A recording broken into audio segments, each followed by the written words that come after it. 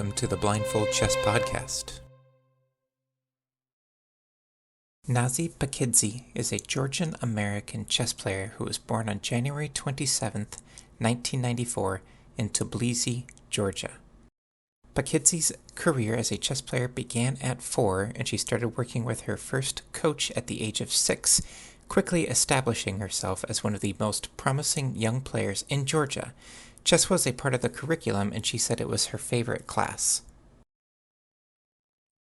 At the age of 9, she won her first international tournament, the European Youth Chess Championship. She won the Under-14 Girls Championship in 2007, Under-16 in 2008.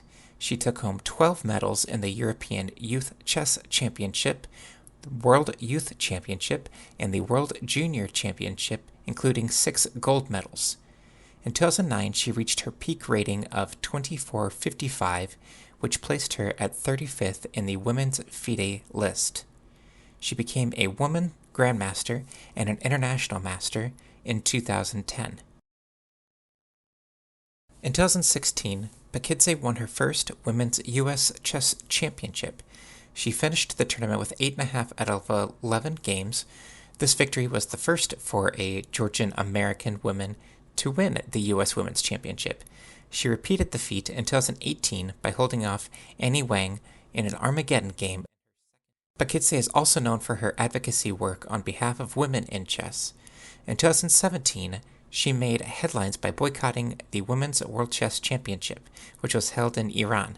Paikidze objected to the Iranian government's mandatory law that required women to cover their heads in public. She argued that the law was discriminatory and that women should not be forced to wear a hijab in order to participate in the tournament. Her boycott sparked a wider debate about the role of women in chess and the need for greater equality in the game.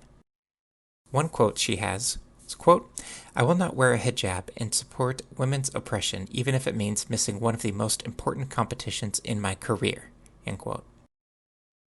In addition to her chess career, Paikidze is also a fitness enthusiast. She has spoken about the importance of physical fitness in chess and how exercise can help players maintain focus and stamina during long games. Her Instagram states that she is a, quote, vegan bodybuilder. Overall, Nazi Paikidze is a highly accomplished chess player with a bright future in the game. Her aggressive and tactical style, combined with her dedication to fitness and advocacy, has made her a role model for many young chess players around the world. In today's game, we are going back to the 2016 Olympiad in Baku, Azerbaijan. Olga Dolzhikova versus Nazi Paikidze. Now, if we're ready, let's begin. 1. Pawn to e4. Pawn to c6. 2. Knight c3. Pawn to d5. 3. Knight f3. Bishop g4. 4. Pawn to h3. Bishop captures f3. 5. Queen captures f3. Pawn to e6. How many of Black's pawns are on light squares?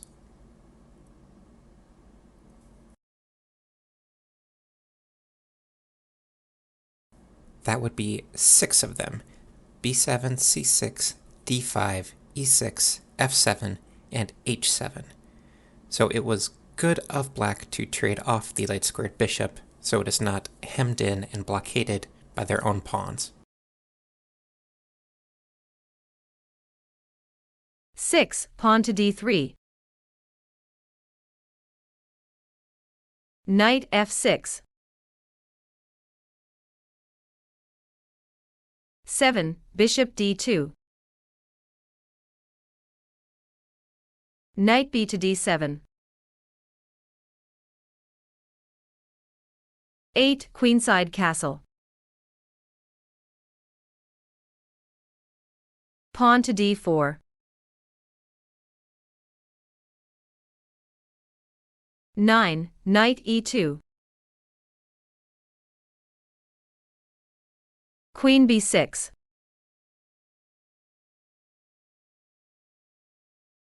Ten, pawn to g4. Pawn to h6. 11, queen g3.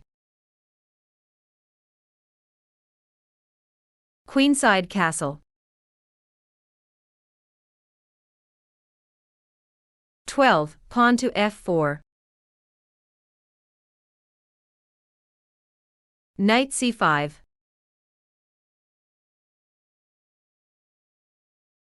13, queen e1. With retreat of the white queen to e1, white is setting up a bit of a trap. What is it?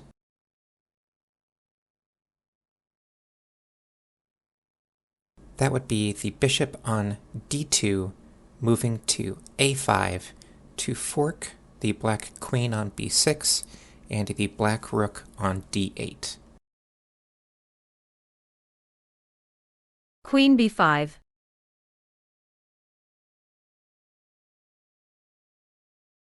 14, pawn to e5. Knight d5. Black is leaving the d4 pawn hanging. What does black have in retaliation to that? That would be queen to a4, which forks the a2 pawn and the knight on d4.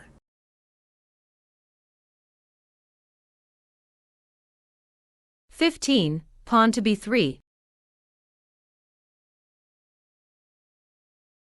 Knight a4.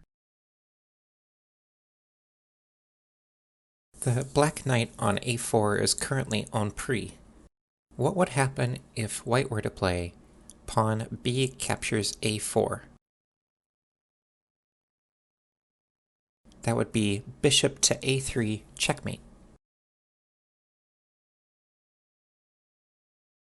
16, king b1. Bishop c5.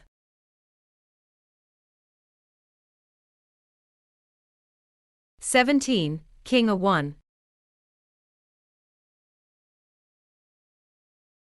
Knight a to c3.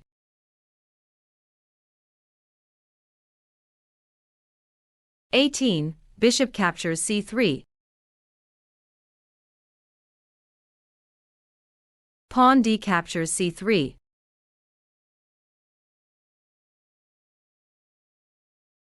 19, pawn to d4.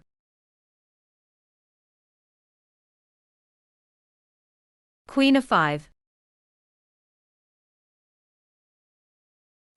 With black's queen to a5, they are threatening what type of tactic? That would be queen to a3 with checkmate on b2, trying to exploit the dark squares in white's position.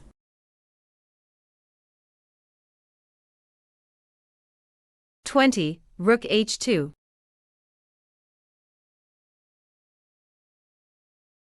Knight e3. The move knight to e3, while it does fork the white rook on d1 and the bishop on f1, black is eyeing a more important square. What is it? That would be the pawn on c2, which would fork the white king and the white queen. 21, rook c1.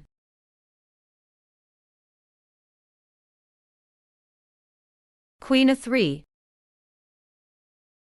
White resigns.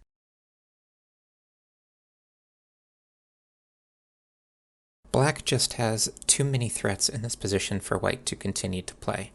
the mate threat on b2, the fork on c2, the bishop on c5 is going to be taking the d4 pawn, and the knight on e3 is threatening c2 and f1.